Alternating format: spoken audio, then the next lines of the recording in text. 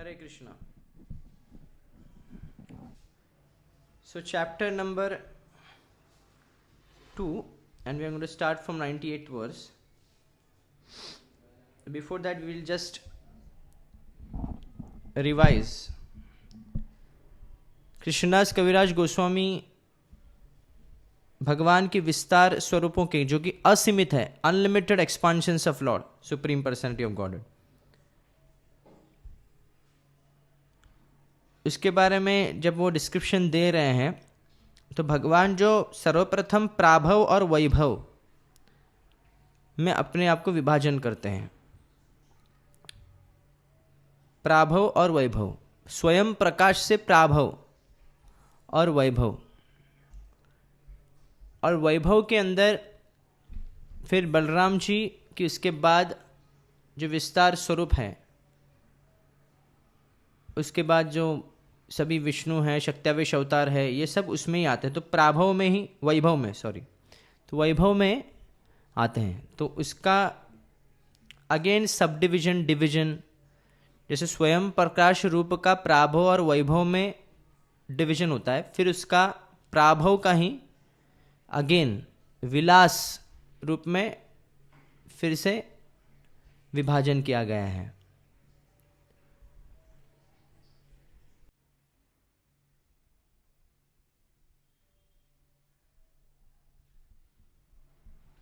सो प्राभव और वैभव, स्वयं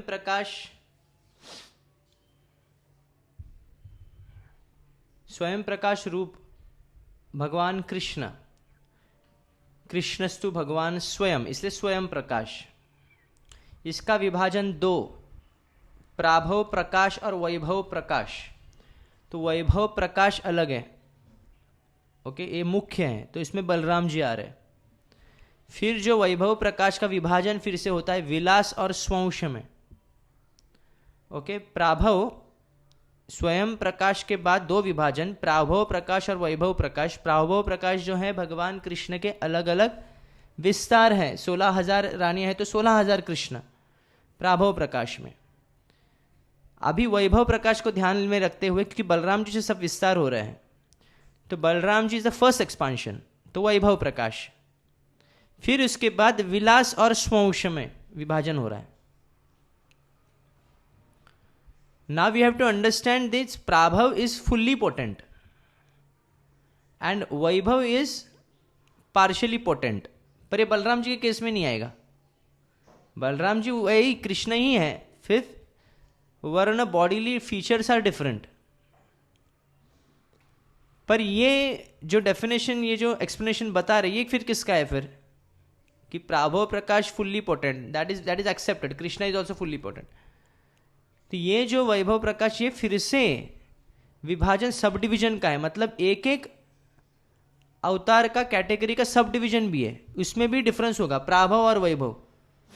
तो विलास रूप में भी, विलास में ना, और फिर ये आ रहा है तो शक्त्यावेश अवतार है, अंशावेश अवतार है। तो यहां पे among the other prabhavs who are not very famous, तो ये प्राभव प्रकाश और प्राभव में सिर्फ कंफ्यूज नहीं होना चाहिए। प्राभव प्रकाश तो कृष्ण हो गए, यहां पे सिर्फ प्राभव लिखा है, यहां पे व्यास दत्तात्रेय ये भी आ रहे हैं इसमें। देन अंश शक्त्यावेश रूप द्विविधावतार बाल्य पौगंड धर्म द्वित प्रकार, सो दो पार्शियल एंड एम्पावर्ड। तो अभी विलास का, जब विलास रूप, जो विलास में प्राभव प्रकाश का विस्तार जब किया गया, उसमें विलास और स्वंश आता है। अगेन विलास में भी विभाजन है, शक्त्यावेश अवतार आता है, उसमें अंशावेश अवतार आता है, ओके। चाइल्डहुड एंड बॉयहुड, कैशोर अवस्था भी आता है, और बाल अवस्था। ये एक्सपांड इन दिस कैटेगरीज। पर यहाँ पे समझने की बात यह है कि भगवान कृष्ण जो है स्वयं भगवान है, और वह भी भगवान कृष्ण का जो किशोर रूप है, दैट इज द ओरिजिनल स्वरूप। So innumerable varieties है, although they are many, they are all one. There is no difference between them.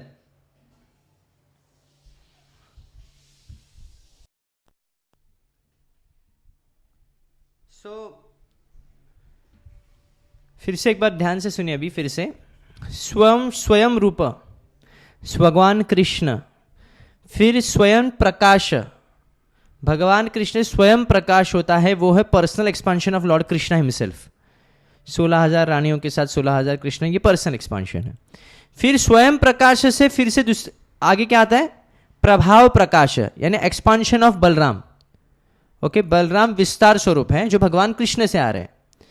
Finally everything is coming from स्वयं रूप ओनली. तो अगेन यहां पे स्वयं प्रकाश तो है, पर साथ साथ में भी प्रभाव प्रकाश. प्रभाव प्रकाश क्या है, multi forms, numerous forms, all equal in their features, पर भगवान कृष्ण से अलग है. तो प्रभाव प्रकाश, सॉरी स्वयं प्रभाव प्रकाश इज नथिंग बट भगवान कृष्ण के ही विस्तार स्वरूप है, स्वयं फीचर्स ऑफ कृष्ण के ही है. स्वयं रूप स्वयं प्रकाश, मैं फिर से एक बार बोल रहा हूं, स्वयं रूप कृष्ण है, स्वयं प्रकाश पर्सनल एक्सपांशन. भगवान कृष्ण स्वयं रूप है, कृष्ण जो पर्सनल एक्सपांड होता है इस पृथ्वी पे आते हैं तो स्वयं कृष्ण बन के आते हैं, तो पर्सनल उनका एक्सपांशन है. There is no difference between the स्वयं रूप कृष्ण एंड स्वयं प्रकाश. स्वयं प्रकाश के बाद विभाजन होता है प्राभाव प्रकाश और वैभव प्रकाश. प्राभाव प्रकाश में भगवान कृष्ण अपने आप को अलग अलग न्यूमरस एक्सपांशन ले लेते हैं वही स्वरूप का, जैसे रासलीला में लिए या फिर द्वारका में लिए. एंड वैभव प्रकाश जो है Balaram ji. Okay, and sometimes it is also said that Krishna in Dwarka is also वैभव प्रकाश एक्चुअली, क्योंकि भगवान कृष्ण जब वृंदावन छोड़ते, ये थोड़ा सा डेप्थ है तो डिटेल में है, भगवान कृष्ण कभी वृंदावन छोड़ के नहीं जाते हैं. किशोर अवस्था जो कृष्ण है, जो ग्वाला कृष्ण है, वो कभी भी वृंदावन छोड़ के नहीं, गोविंद जो है कभी कृष्ण वृंदावन नहीं छोड़ते हैं. जब वो द्वारका जाते हैं तो वसुदेव कृष्ण बन के जाते हैं. तो that Vasudev Krishna, that's why चतुर्भुज धारण करके दिखाते, अथवा भगवान कृष्ण जो है शंख चक्र गदा पद्म ये सब धारण करते हैं द्वारका में जाने के बाद. जब तक मथुरा में अथवा द्वारका, मथुरा में जब तक थे, मथुरा में जन्म लिए तभी चतुर्भुज रूप में जन्म लिए. फिर जैसे ही मथुरा गए फिर से उन्होंने धारण किया सब चीज़, अस्त्र शस्त्र धारण किए, जो कि वृंदावन में नहीं किए. तो वृंदावन के जो कृष्ण है वो भेद है. ये डिटेल जो है साधारण लोगों को नहीं है, ये भक्त लोगों के लिए डिटेल्स होते हैं.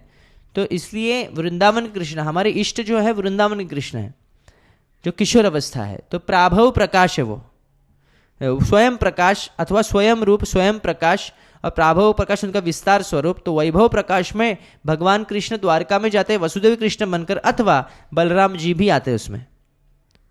ओके, देन अगेन वैभव के डिवीजन होते हैं. फिर वैभव प्रकाश के डिवीजन क्या होते हैं, तदेकात्म रूप. Okay, different forms but same potency, वही शक्तियां पर अलग अलग रूप धारण करते हैं. तो वैभव प्रकाश का विलास में, और फिर प्रभाव विलास और वैभव विलास, यानी विलास में रूपांतर होता है different from the original form for performing different pastimes and which are slightly less in qualities. यानी पूरे 64 कला लेके जाएंगे ऐसा नहीं है. तो विलास में क्या होता है, डिफरेंस होता है लीलाओं में, डिफरेंट होता है क्वालिटीज में, पर ओरिजिनल फॉर्म से हटके होता है, पर है शक्तियां भगवान जैसे, भगवान कृष्ण की वैसी उतनी ही शक्तिशाली वो भी होते हैं. तो विलास में दो विभाजन आता है, प्रभाव विलास एंड वैभव विलास. प्रभाव विलास में जो है नारायण, जो वैकुंठ के नारायण है, मूल संकर्षण है, चतुर्व्यूह है, वो सब वसुदेव, संकर्षण, प्रद्युम्न, अनिरुद्ध, ये सब प्राभव विलास में आते हैं. फिर वैभव विलास में क्या आते हैं, अगेन वैभव विलास में आते हैं वसुदेव, महासंकर्षण, प्रद्युम्न, ये सेकेंडरी एक्सपांशन आते हैं चतुर्व्यूह का, जो दूसरी बार एक्सपांशन होता है. और फिर इस वैभव विलास से ही पुरुष अवतार आते हैं विष्णु के, स्वंश आते हैं. ओके, महासंकर्षण, शिरोदक्षाय विष्णु, गर्भोदक्षाय विष्णु, कारणोदक्षाय विष्णु, ये सब वैभव विलास से आते हैं. यानी फिर से ध्यान से समझ लीजिए, स्वयं रूप से स्वयं प्रकाश से प्रभाव प्रकाश एंड वैभव प्रकाश से फिर से भेद कैटेगरीज आता है विलास। तो विलास में दो कैटेगरी अगेन, प्राभव विलास एंड वैभव विलास। तो प्राभव विलास में भी चतुर्व्यूह है, वैभव विलास में भी चतुर्व्यूह है, पर सेकेंडरी है वो। सेकेंडरी वैभव विलास के बाद विस्तार होता है विष्णुओं का और स्वंशों का, जो विस्तार स्वरूप होता है, उसमें 6 प्रकार के अवतार भी आते हैं। तो जब कोई कहेगा कि, अगर कोई कहता है कि धन्वंतरी जो है ये सब है, इसमें भी सब डिविजन्स आगे आते हैं, यहां पे लिखे हैं। जो गुणावतार है वो भी इसमें आते हैं, एंड विष्णु के अवतार भी इसमें आते हैं। एंड देन जब सेग्रीगेशन होता है तो प्राभव में भी अगेन इसमें डिवीजन होता है। गुणावतार में भी ये जो स्वंश है, स्वंश में जो डिविजन्स आए हैं उसमें भी अलग अलग कैटेगरीज में फिर से डिवीजन होता है, प्राभव और वैभव अगेन। तो प्राभव में शॉर्ट टर्म पीरियड के लिए भी आते हैं और लॉन्ग टर्म पीरियड के लिए आते हैं। शॉर्ट टर्म पीरियड के लिए 4 जो मोहिनी मूर्ति है, हंस अवतार है, वो ऐसे आते हैं योगेंद्र और लॉन्ग टर्म के लिए आते हैं धन्वंतरी, ऋषभ, व्यासदेव, दत्तात्रेय, कपिल मुनि, ये प्राभव में माने जाते हैं। Okay, again don't get confuse with the प्राभव प्रकाश। ओके, प्राभव प्रकाश से कंफ्यूज मत होइए उसमें। और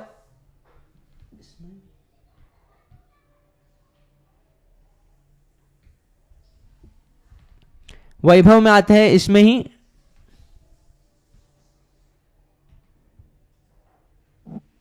वैभव में अगेन आते हैं कुर्म, मत्स्य, नरनारायण, वराह, हयग्रीव, जैसे even Baladeva, because again is coming no as an expansion. ये वैभव में आते हैं क्योंकि युगावतार में फिर से बलदेव जी आते हैं उसमें। एंड 12 मनवंतर भी अवतार से, 12 मनवंतर के अवतार लेते हैं, मनु नहीं, 14 मनु होते हैं, 12 मनवंतर अवतार, यज्ञ, वामन अथवा एंड अगेन अवेश अवतार भी होता है। अंशावेश अवतार जो है कुमार, नारद मुनि, बुद्ध, कल्कि, पृथु, ये भी होता है। तो देखिए डिफरेंस, बहुत कैटेगरिकल डिफरेंस क्या है, थोड़ा सा डिफिकल्ट जाएगा। मैं और एक चार्ट आपको और एक शेयर कर दूंगा बाद में, थोड़ा सा आपको आइडिया इसमें आ जाएगा। तो don't get confuse with the प्राभव एंड वैभव प्रकाश। हाँ, प्रकाश ये ओरिजिनल होते हैं, पर अगेन जो सब डिविजन्स होते हैं, जब विलास में डिवीजन होता है और जब प्राभव विलास वैभव विलास में होता है, तो वैभव विलास के अंदर अगेन जो सब डिविजन्स में भी अवतार जो होते हैं उनके भी विभाजन हुए हैं प्राभव और प्रकाश के अनुसार। इसलिए कभी कभी लग सकता है अरे व्यासदेव मुनि इधर क्या कर रहे हैं और इधर धन्वंतरी का नाम क्यों है, या फिर इधर मोहिनी मूर्ति का नाम क्यों है, क्योंकि डिफरेंसेस में सब डिविजन्स है वो सब। So don't get too much into the technicalities, as I have already advised. हम आगे बढ़ते हैं इसमें। So these 6 kinds of forms, there are innumerable varieties, although they are many, they are all one, there is no difference between them. Okay, difference as such कुछ नहीं है। ये 2.100 वर्ष एच हय रूप हये अनंत विभेद, अनंत रूप एक रूप नाही किचु भेद। The personality of Godhead manifests himself in 6 different features: Prabhav, Vaibhav, empowered incarnations and Shaktavesh, partial incarnation, Avesh, and childhood and boyhood. यहाँ पे और 2 ऐड कर दिए हैं, चाइल्डहुड बाल अवस्था और युवावस्था। तो personality of God Shri Krishna, whose permanent feature is adolescence, कैशोर अवस्था, enjoys his transcendental proclivities by performing pastimes in these 6 forms. In these 6 features, there are unlimited divisions of the personality of Godhead forms. The jivas or living being are differentiated part and parcels of the Lord. They are all diversities of the one without a second, the supreme personality of Godhead. तो ये सब भगवान कृष्ण के ही original स्वरूप, original Krishna जो है उनके ही सब विस्तार स्वरूप है, अलग अलग अवतार है, कैटेगरीज है, इसलिए कृष्णस्तु भगवान स्वयं। 2.101 वर्ष। चित शक्ति स्वरूप शक्ति अंतरंग नाम, ताहार वैभव अनंत वैकुंठादि धाम। अगेन शक्ति पर आए फिर से। चित शक्ति विच इज ऑल्सो कॉल्ड स्वरूप शक्ति और अंतरंग शक्ति। displays many varied manifestations. It sustains the kingdom of God and its paraphernalia. सत, चित और आनंद. तो ये चित शक्ति है, उसको भी अंतरंगा शक्ति बोलते हैं. देखिए अंतरंगा शक्ति में विभाजन होते हैं अलग अलग प्रकार के. तो अब ये चित शक्ति के बारे में बताएं. भगवान की अलग अलग शक्तियां हैं, अंतरंगा, बहिरंगा और तटस्था. अभी अंतरंगा के बारे में भगवान फिर से बता रहे हैं, और इसमें चित शक्ति को भी अंतरंगा कहते हैं, चित स्वरूपा शक्ति को भी. और ये चित शक्ति क्या है? आधार है किसका? भगवत धाम का, वैकुंठ धाम का. क्योंकि हर कुछ चिन्मय है वैकुंठ धाम में, हर कुछ चिन्मय है. यहाँ का जल भी चिन्मय है, वस्त्र भी चिन्मय है, यानी कॉन्शियस से भरा हुआ है. कोई भी पदार्थ जो है वहाँ का जड़ नहीं है. जैसे ये टेबल है, ये जड़ है, ये अपने से कुछ नहीं कर सकता. पर वैकुंठ धाम में जो है सब कुछ चित शक्ति है. Okay, everything. वहाँ की फर्श, वहाँ के पिलर्स, वहाँ के वस्त्र कॉन्शियस से भरे हुए. तो हमको ये अंदाज़ा नहीं लगा सकते कैसे होगा. वैकुंठ धाम के जो नियम पूरे अलग होंगे. 102 वर्ष. माया शक्ति बहिरंगा जगत कारण, ताहार वैभवानंत ब्रह्मांडे रगण. The external energy called Maya Shakti is the cause of innumerable universes with varied material potencies. और बहिरंगा शक्ति जो है माया शक्ति है. अंतरंगा शक्ति को चित शक्ति भी बोलते हैं और बहिरंगा शक्ति को माया शक्ति बोलते हैं. और वो सभी भौतिक ब्रह्मांड का आधार है. अलग अलग भौतिक शक्तियां हैं उनके पास. 103. जीव शक्ति तटस्थाख्य नाही जार अंत, मुख्य तीन शक्ति तार विभेद अनंत. So the marginal potency यानी तटस्थ शक्ति which is between these two consists of the numberless living beings. These are the three principal energies which have unlimited categories and subdivisions. और जैसे कहा अंतरंग शक्ति आध्यात्मिक जगत का आधार है, वैकुंठ धाम का आधार है. चित शक्ति जिसे कहते हैं. बहिरंग शक्ति जो है वह माया शक्ति है, जो कि भौतिक संसार, भौतिक ब्रह्मांडों का आधार है, प्रकृतियों का आधार है. इससे पूरे प्रकृति बनती है, भौतिक जगत बनता है. और जो जीव शक्ति है, वो जीव शक्ति क्या है? अनंत जो जीव है, हाँ, वो जीव शक्ति भगवान कृष्ण के, वो भी शक्तियाँ हैं. तो ये जो तीन मुख्य शक्तियाँ हैं उसमें भी अनगिनत विभाजन है. ओके, ये इसका अंदाज़ा नहीं लगा सकते. Purport: the internal potency of the Lord, which is called Chit Shakti or Antaranga Shakti, exhibits variegatedness in the transcendental Vaikuntha cosmos. Besides ourselves, there are unlimited numbers of liberated living beings who associate with the personality of Godhead in its innumerable features. The material cosmos displays the external energy in which the conditioned living entities are provided all liberty to go back to the personality of Godhead after leaving the material tabernacle.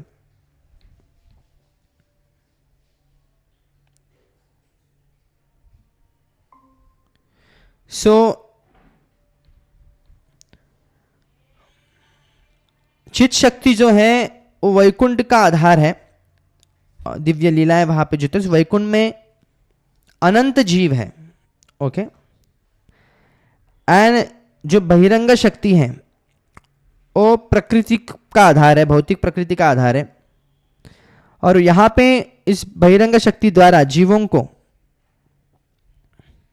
स्वतंत्रता दी गई है, या फिर वह यहीं पे भोग करते रहे और अलग अलग जन्म लेते रहे, या फिर वह भक्ति कर कर भगवत प्राप्ति करे और इस भौतिक संसार को छोड़ दे. श्वेताश्वर उपनिषद 6.8 न तस्य कार्यम कारणम च विद्यते न तत्समश्चाभ्यधिकश्च दृश्यते परास्य शक्तिर्विविधैव श्रूयते स्वाभाविकी ज्ञानबल क्रिया च. The Supreme Personality of Godhead is one without a second. He has nothing to do personally, nor does he have material senses. No one is equal to him or greater than him. He has unlimited variegated potencies of different names which exist within him as autonomous attributes and provide him full knowledge and power and pastimes. भगवान का स्वरूपी है, सच्चिदानंद, पूर्ण ज्ञान है, शाश्वत है, आनंदमय है और स्वतंत्र है अपने आप में, इसलिए विराट। भगवान को कोई बाध्य नहीं कर सकता। न तस्य कार्यम विद्यते, कोई करने योग्य उनका कर्म नहीं है उनके पास, कोई कर्तव्य नहीं है। न मे पार्थास्तिक कर्तव्यम त्रिषु लोकेषु किंचन। भगवद गीता में कृष्ण कहते हैं पूरे तीनों लोक में मेरे लिए कुछ करने योग्य या करने जरूरी ऐसे कुछ भी कर्म नहीं है। फिर भी भगवान कर्म करते हैं संसार में आने के बाद जीव को आदर्श दिखाने के लिए।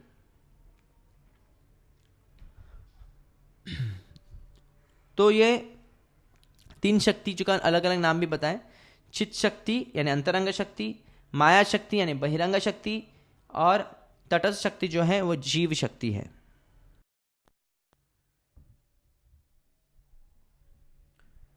तो ये जो क्वेश्चन है कि भगवान कृष्ण अपने आप को वसुदेव में विस्तार करते हैं, वसुदेव कृष्ण में, द्वारका में जब जाते हैं, द्वारका कृष्ण या फिर मथुरा में जब वृंदावन छोड़ते हैं, वृंदावन छोड़ने का प्रश्न नहीं उठता, क्योंकि कृष्ण तो बोलते हैं वृंदावनम पदित्यज्यम पादम एकम न गच्छन्ति, वृंदावन छोड़ के मैं एक भी पद आगे नहीं बढ़ता हूं, भगवान कृष्ण ये कहते हैं। और गोपियां को तो कृष्ण छोड़ ही नहीं सकते, तो अप्रकट अवस्था में वृंदावन में रहता है। जिस प्रकार जब मथुरा में कृष्ण का जन्म होता है, वो एक्चुअली कृष्ण गोपाल चंपू नामक ग्रंथ में इसका वर्णन आता है कि भगवान कृष्ण यशोदा माता के पुत्र हैं।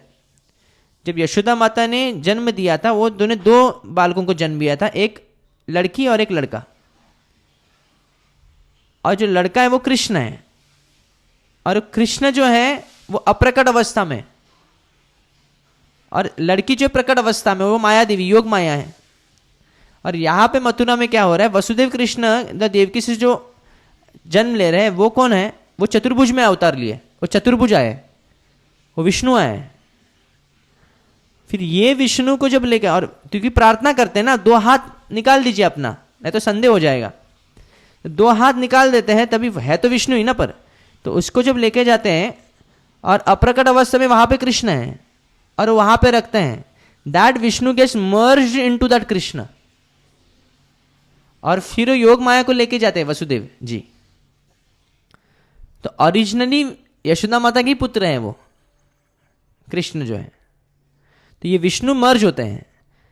तो ये जब मथुरा जब छोड़ने की बात आती है, जब गोपियों को विरह प्रेम रस का आस्वादन देने के लिए फिर से वही कृष्ण जो है वो वसुदेव कृष्ण को भेज देते हैं, जो विष्णु कृष्ण है उसको भेज देते हैं, और अपने आप को अप्रकट अवस्था में वृंदावन में रखते हैं।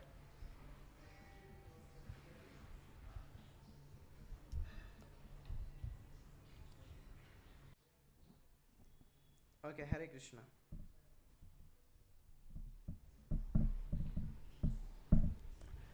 वन 104 सेकेंड चैप्टर का 104 वर्ष। ए मत स्वरूप गण आरती न शक्ति, सभार आश्रय कृष्ण, कृष्ण सभार स्थिति। These are the principal manifestation and the expansion of the personality of God and his three energies. They are all emanations from Shri Krishna, the transcendence.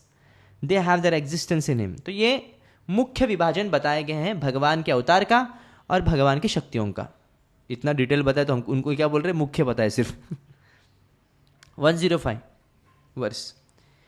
यद्यपि ब्रह्मांड गणेर पुरुषाश्रय, से पुरुषादि सभार कृष्ण मूलाश्रय।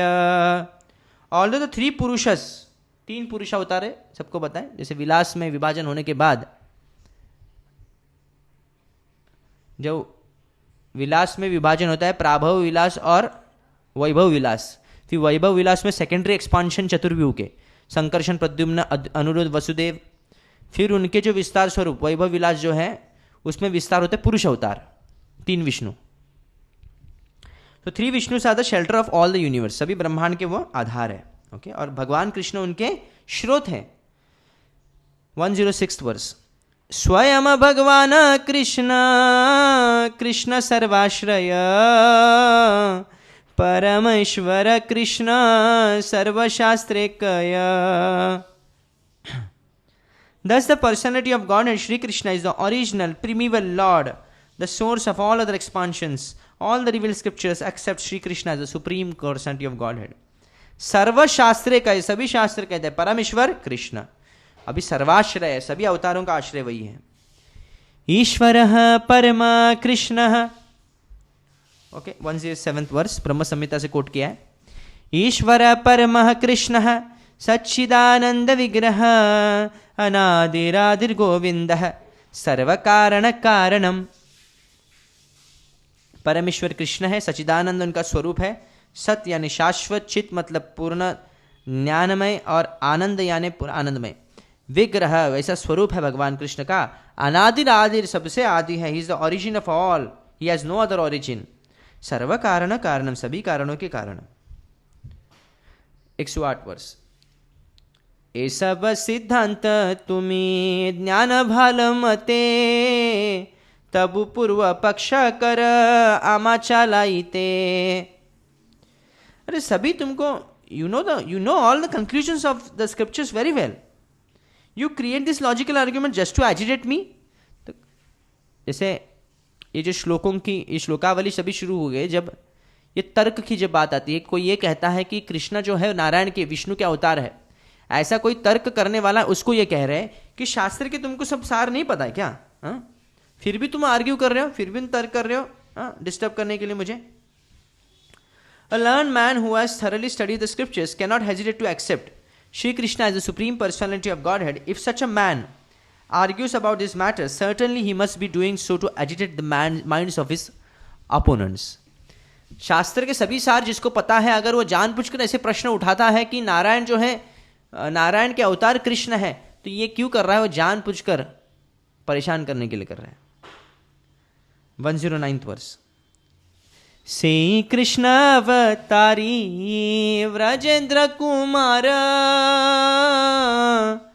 आपने चैतन्य रूपे कैल अवतार. अभी पूरा जब तर्क सुलझाने के बाद कह रहे हैं क्या? ये जो कृष्ण है जिससे सभी अवतार आते हैं, the same Lord Krishna, the fountainhead of all incarnations, is known as the son of the king of व्रजा.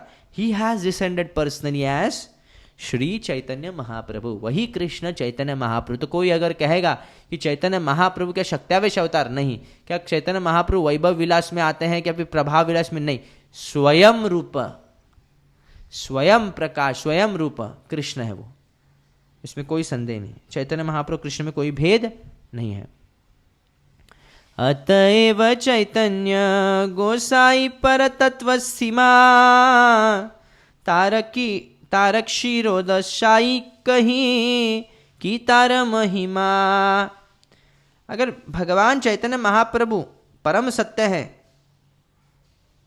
और कोई उनको कहेगा कि वो शिरोदायकशाही विष्णु है, तो उसमें बड़ी बात नहीं होगी, कोई बड़ी महिमा नहीं होगी इसमें. सेत भक्तेर वाक्य न हे व्यभिचारी सकल संभवे ताते जाते अवतारी. But such words from the lips of a sincere devotee cannot be false. All possibilities abide in him, for he is the primeval Lord. अगर कोई भक्त कहता भी है कि वो क्षीरोदक्षाई विष्णु है, तो इसमें कोई विरोधाभास नहीं है, उसको मान लेना चाहिए क्योंकि वही आदि है. अवतारी हृदय है सब अवतारे र स्थिति केह को न मते कहे जे मन जार मती. सभी जो अवतार हैं, all incarnations, all other incarnations are situated in potential form in the original body of the primeval Lord. भगवान कृष्ण से सभी अवतार आते हैं ना, तो सभी अवतार उनके वदन में स्थित है. कोई अगर कहेगा कि कृष्ण नरसिंह है तो कोई गलत बात नहीं है, क्योंकि कृष्ण जब चाहे नरसिंह का रूप दिखा सकते हैं. कोई कहेगा कृष्ण विष्णु है तो कोई गलत बात नहीं, कृष्ण जब चाहे विष्णु का रूप दिखा सकते हैं. ये सभी अवतार लेके कृष्ण जो है सभी अवतारों को आत्मसात करके आते हैं. जब महाप्रभु नरसिंह का रूप भी दिखाते हैं, कई बार कृष्ण का भी दिखाते हैं, राम जी का भी दिखाते हैं, तो महाप्रभु क्योंकि स्वयं कृष्ण है ना, इसलिए. तो अपने अपने भाव के अनुसार भक्त कोई भी नाम से उनको पुकारने में कोई प्रॉब्लम नहीं महाप्रभु को. It is not contradictory for a devotee to call the Supreme Lord by any one of the various names of his plenary expansions, because the original personality of Godhead includes all such categories. Since the plenary expansions exist within the original person, one may call him by any of these names. Sri Chaitanya Bhagavata Madhya 6.95, Lord Chaitanya says, I was lying asleep in the ocean of milk, but I was awakened by the call of Nada. Shri Advaita प्रभु चैतन्य महाप्रभु अद्वैत आचार्य ऐसे कहते हैं कि अद्वैत क्या करने लग गया. मायावाद का योग पतंजलि का प्रचार कर रहा है. इसने तो ये नाड़ा नहीं तो मुझे बुलाया, मैं तो अच्छी तरह से नींद ले रहा था, निद्रा अवस्था में था. यानी यहां पर अपने आप को कारणाध्यक्ष विष्णु बतलाते हैं Chaitanya Mahaprabhu. Here the Lord refers to his form as क्षीरोदक्षाय Vishnu, क्षीर सागर में.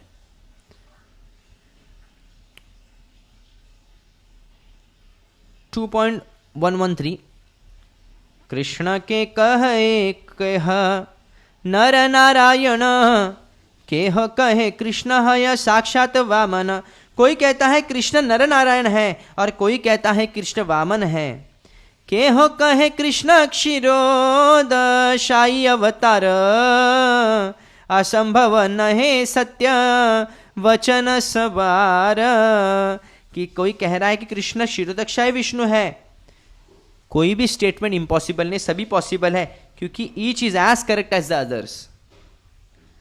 लघु भागवत अमृत में कहा गया है कि अतएव पुराणादौ केचिन नर सखात्मताम महेंद्रानुजताम केचित केचित क्षीराब्धि शायिताम सहस्त्र शीर्षताम केचित केचित वैकुंठनाथताम ब्रूयुः कृष्णस्य मुनयस तद तद तत्तद वृत्य अनुगामिनः. According to the intimate relationships between Shri Krishna, the primeval Lord, and his devotees, the Puranas describe him by various names. Sometimes he is called Narayana, sometimes Upendra, sometimes younger, that is Upendra means younger brother of Indra, king of heaven, Indra's younger brother, and sometimes Kshirodakshay Vishnu. Sometimes he is called the thousand-hooded Shesh Nag, and sometimes the Lord of Vaikuntha. कोई भी नाम से आप कृष्ण को बुला सकते हैं. केहो कहे परव्यो में नारायण हरि सकल संभवे कृष्णे जाते अवतारी. कोई तो हरि कहता है उनको, कोई नारायण कहते हैं दिव्य जगत का. सभी कुछ संभव है कृष्ण के लिए, क्योंकि वही क्या है, primeval Lord. He is avatari. He is not avatar. He is avatari. तो कोई ये कहेगा कि राम जी को कोई कृष्ण नहीं कह सकता, क्योंकि राम जी कृष्ण का अवतार नहीं लेंगे. पर कृष्ण को राम कह सकते हैं, कृष्ण कभी भी राम का अवतार ले सकते हैं. सब श्रोता गणेर करी चरण वंदना ये सब सिद्धांत सुना करिए कमना. मैं कृष्णदास कविराज गोस्वामी जी कह रहे हैं कि मैं सभियों के चरणों में वंदन करता हूं जो इस डिस्कोर्स को, इस क्लास को, इस काव्य को, चैतन्य चरितामृत को सुन रहे अथवा पढ़ रहे हैं. आप ध्यान पूर्वक एक चित्त होकर इस सभी सार को समझिए, सभी सिद्धांत के जो सार है उसको समझिए. ऐसे कृष्णदास कविराज गोस्वामी आप सभी से वंदना कर रहे हैं. Prostrating himself at the feet of his readers, the author of Sri Chaitanya Charitamrita entreats them in all humility to hear with rapt attention these conclusive arguments regarding the absolute truth. One should not fail to hear such arguments, for only by such knowledge can one perfectly know Krishna. हम भगवान को जितना भी जान सकते, जितनी भी सीमा है जानने की कृष्ण को, परफेक्टली जान सकते सिर्फ सिद्धांत समझकर. ये जो सिद्धांत बतलाते हैं इसको अगर ठीक तरह समझेंगे तो हम भगवान को परफेक्टली जान सकते हैं. जितना हमें एबिलिटी उतनी परफेक्टली जान सकते हैं. Obviously you can, no one can know Lord perfectly, but जितना भगवान कृष्ण एक्सेस देना चाहते हैं जीव को उतना परफेक्टली आप जान सकते हैं. Very important words. नेक्स्ट, आप जो इंपॉर्टेंट वर्ड्स बोल रहा हूं उसको मार्क कर दीजिए कोई, और उसको जैसे आदि लीला होने के बाद इतने सिलेक्टेड वर्ड्स निकले उसके, तो वो आपके पास एक बैंक होगा श्लोकों का. सिद्धांत बलिया चित्ते ना कर आलस, इहा है ते कृष्ण लागे सुदृढ़ मानस। 116 verse and 117 verse important verse है, इसको मार्क कर दीजिए। A sincere student should not neglect the discussion of such conclusions. If you really want to become sincere, hear Chaitanya Charitamrita with rapt attention. Considering them controversial, कोई ये समझ आ रही है बहुत controversial इसमें, बहुत philosophical है, ये कौन समझेगा? For such discussions strengthen the mind, इससे मन को शक्ति मिलती है। Thus one's mind becomes attached to Shri Krishna. इससे हम भगवान कृष्ण से आसक्त हो जाते हैं, दृढ़ता आती है हमें। There are many students who, in spite of reading the Bhagavad Gita, misunderstand Krishna. Bhagavad Gita पढ़ने के बाद भी कभी कभी misunderstand हो जाता है कृष्ण को, and because of imperfect knowledge and conclude him to be an ordinary historical personality. This one must not do. One should be particularly careful to understand the truth about Krishna. If because of laziness one does not come to know Krishna conclusively, one will be misguided about the cult of devotion. वो भक्ति को सहजता से लेने लगेगा। भक्ति भी एक साइंस है, एंड यू कैन अंडरस्टैंड, इतना फिलोसफिकल डिस्कोर्सेस है भक्ति के अंदर भी, एंड इतने भाव स्तर है उसमें। आप उज्ज्वल नीलमणि, भक्ति रसामृत जैसे ग्रंथों को जब पढ़ेंगे तभी आपको समझेगा इस the knowledge is of high calibre. एक साधारण बुद्धिमत्ता रखने वाला व्यक्ति समझ नहीं पाएगा इसको। अरे इतना एडवांस, कोई लोग इतना अपने आप को साइंटिस्ट लोग इतने आप को या कोई स्कॉलर्स लोग होंगे, उनको अब ये बुक्स देंगे ना, उनको भी समझ में नहीं आएगा चीज़। It's very difficult to understand. The subject matter of bhakti is not cheap. Okay, scientific है, philosophical है, at the same time sentiments also there. So like those who declare themselves advanced devotees, they will be misguided if they don't understand this truth and imitate the transcendental symptoms sometimes observed in liberated soul. और कई लोग सहजिया बन सकते हैं कि भक्ति बहुत आसान है, रोना धोना है भगवान कृष्ण के लिए, तो एक्टिंग करने में भी बहुत अच्छी एक्टिंग कर लेंगे लोग। तो एक्टिंग करने कई एक्टर्स लोग भी कर सकते हैं, तो हम बहुत अच्छे हैं एक्टिंग में। तो इसलिए मुक्त अवस्था को एक्टिंग करना इजी है, पर एक्चुअल में लाना बहुत डिफिकल्ट है। So although the use of thoughts and arguments is a most suitable process for inducing an uninitiated person to become a devotee, neophytes in devotional service must always alertly understand Krishna through the vision of the revealed scriptures, the bona fide devotees and the supreme master. तो कनिष्ठ भक्तों के लिए ये सुझाव है कि उनको प्रामाणिक भक्तों और गुरु के माध्यम से शास्त्रों का आधार पकड़ कर कृष्ण को जानना चाहिए। Unless one hears about Shri Krishna from such authorities, one cannot make advancement in devotion to Shri Krishna. The revealed scriptures mentions 9 means of attaining devotional service, of which the first and foremost is hearing from authority. The श्रवणम, नवविधा भक्ति है, नवविधि है भक्तियों की, उसमें से पहले है श्रवणम।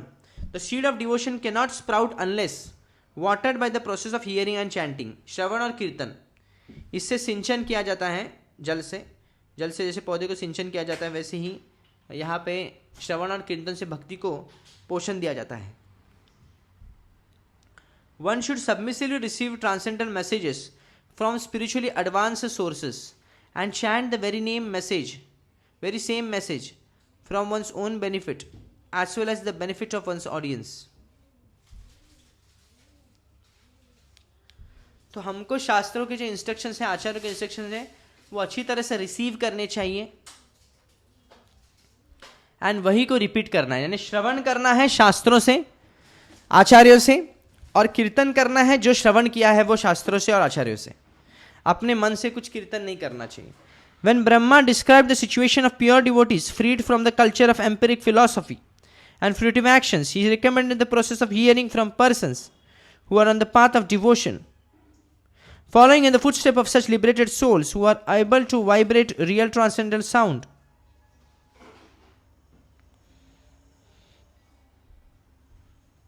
Can lead one to the highest stage of devotion, and thus one can become a Mahabhagavat. From the teachings of Lord Chaitanya Mahaprabhu to Sanatan Goswami we learn. शास्त्र वाक्य सुनी पुना दृढ़ श्रद्धा जार उत्तम अधिकारी जय तारय संसार. A person who is expert in understanding the conclusions of the revealed scriptures and who is fully surrenders to the cause of the Lord is actually able to deliver others from the clutches of material existence. जो अपने गुरु के प्रति शरणागत है, श्रवण गुरु से ही सुनते हैं और जो सुना है वो इसका प्रचार करते हैं, शरणागत जीव हैं, तो उसमें वह योग्यता आती है कि वो दूसरों को भी प्रचार कर सकता है. श्री रूप गोस्वामी in his उपदेश अमृत states advises that to make a rapid advancement in the cult of devotional service, one should very active and should preserve in executive persevere. So Rupa Goswami in the Upadesh Amrit advises that to make rapid advancement in devotional service, one should be very active. उसे कहते हैं उत्साह. Should persevere in executing the duty specified in the revealed scripture, निश्चय, and confirmed by the spiritual master. उत्साह निश्चय होना चाहिए, धैर्य होना चाहिए. Accepting the path of liberated souls and association of pure devotees enriches such activities. And संग त्याग सतो वृत्ते. ओके, संग को त्याग करना है. जो भक्तों का संग नहीं है, और हमको सतोवृत्ति यानी आचार्यों के पदचिन्हों पर चलना है. तो ये सब भक्ति के लिए, प्रगति के लिए बहुत अनुकूल है. Imitation devotees who wish to advertise themselves as elevated Vaishnavas and who therefore imitate the process.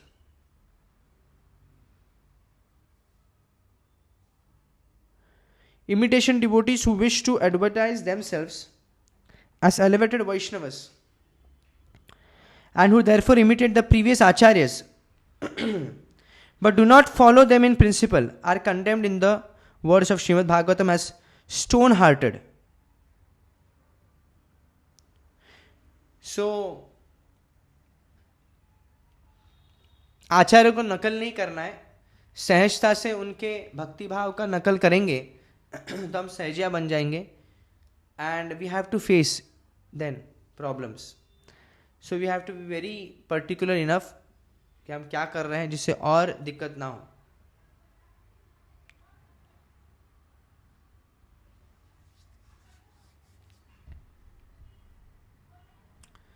To create such a change of heart, conclusive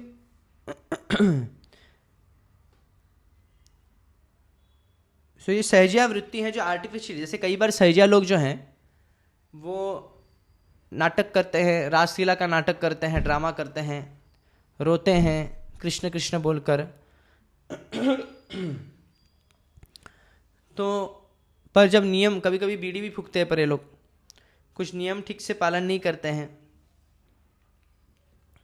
तो सहजता से भक्ति कभी नहीं होती. इससे व्यक्ति का नुकसान होता है. एंड कभी भी ढोंग नहीं करना चाहिए गोपियों का. सो false devotees may think that simply shedding tears, okay, to create such a change of heart, conclusive discussions about Shri Krishna and his potency is absolutely necessary. जो साक्षात्कार का अनुभूति है उसके लिए शक्ति चाहिए.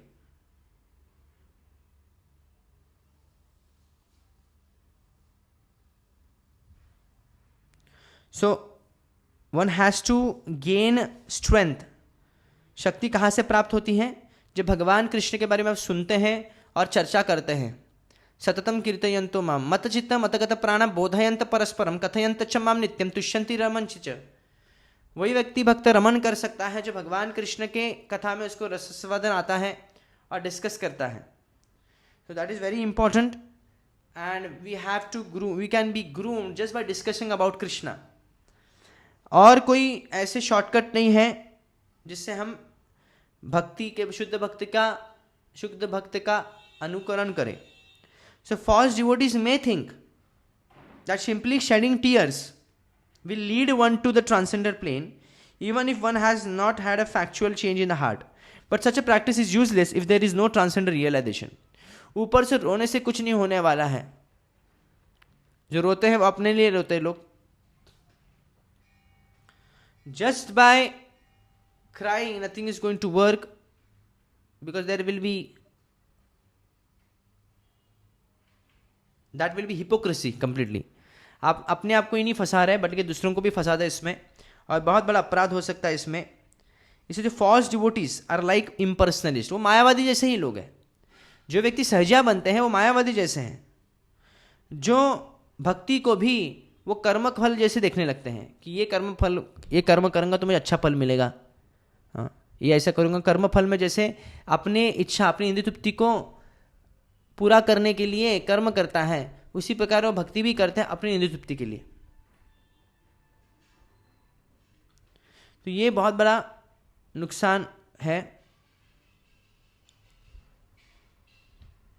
इसलिए we have to be also careful कि कोई सहजिया वृत्ति से हमको बहुत केयरफुल रहना चाहिए। कभी कभी we can get carried away by these, and even unfortunately in our institution also these Sahajya cases you may find, although it is not entertained by the higher authorities, but you may find such Sahajya things. And even so-called Kirtaniyas who are just doing Kirtan for money, or they are appearing as if like they are celebrities, अपने बाल बढ़ाना है, बालियां डालने हैं, piercing करना, tattoos निकालना, ये सब दिखावे की भक्ति नहीं है। भक्ति में बहुत संघर्ष है। भक्ति के पथ पर चलना और ओरिजिनल भक्ति करना, यानी if you really want to gain something, best way है to discuss about Krishna, to hear about Krishna, Krishna के बारे में चर्चा करना, ना कि बाकी चर्चाएं करना, प्रजल्प करना। ऐसे जो सहजिया लोग हैं, खास करके जो ढोंग करते हैं उन्नत भक्ति का, आंतरिक भाव से उनमें परिवर्तन नहीं है, ऊपरी परिवर्तन है, ऐसे व्यक्ति तो मिथ्याचारी है, कृष्ण कहते हैं। ऐसे व्यक्ति मायावादी के समान है, not better than ordinary, because they consider it as fruitive results. तो दैट्स व्हाई हियर इस श्लोक में कैसे एक सीधा स्टूडेंट है जो सिद्धांत को पकड़ के चलेगा, सिद्धांत समझने के लिए आलस नहीं करेगा, नहीं I will ignore this chapter, I will ignore this, I will do that, ये पढ़ के क्या होगा, मुझे तो समझ में नहीं आ रहा। नहीं, जैसे आप स्कूल में कोई कॉन्सेप्ट समझ में नहीं आते तो आप क्या करते हैं, आप स्किप थोड़ी करते हैं। जो मूर्ख व्यक्ति वो स्किप करेगा, ऑप्शन में डाल देगा उसको, हाँ ऑप्शन है ना पेपर में, चलो ऑप्शन में डाल देता हूँ ये सिलेबस। पर आप कितना ऑप्शन में डालेंगे, एक डालेंगे, दो डालेंगे, बाकी तो सब तो नहीं डाल सकते। जो समझदार व्यक्ति है वो समझता नहीं ये चीज मुझे आगे काम आ सकता है, मुझे अभी इसको क्लियर कर लेता हूं। तो try to clear the concept, तब तक वो खाएगा नहीं, पिएगा नहीं, सोएगा नहीं। ऐसे कितने लोग होते हैं जो बहुत इतना मेहनत करते हैं। उसी प्रकार we have to understand, if you are not able to clear then stretch yourself. अगर आपको नहीं होता है, नहीं समझ में आ रहा, तो आप पढ़ो, समझने का प्रयास करो, स्टडी करो, स्क्रिप्चर्स के सिद्धांत को समझिए, लेक्चर सुनिए। इससे हमको एक ना एक दिन भगवान कृष्ण बुद्धि देंगे। हमारी तपस्या को भगवान देखते हैं, हमारी शरणागति को भगवान देखते हैं। तो इसलिए सिद्धांत समझने के लिए कोई आलस नहीं करना चाहिए, सिद्धांत समझेंगे। ये जो सिद्धांत बताया चैतन्य चरितामृत में, कैसे भगवान के विस्तार स्वरूप अवतार है, कैसे भगवान की शक्तियां हैं, इसके बारे में अगर समझेंगे तो उसकी दृढ़ता भक्ति में, भजन में बढ़ेगी, इसमें कोई संदेह नहीं।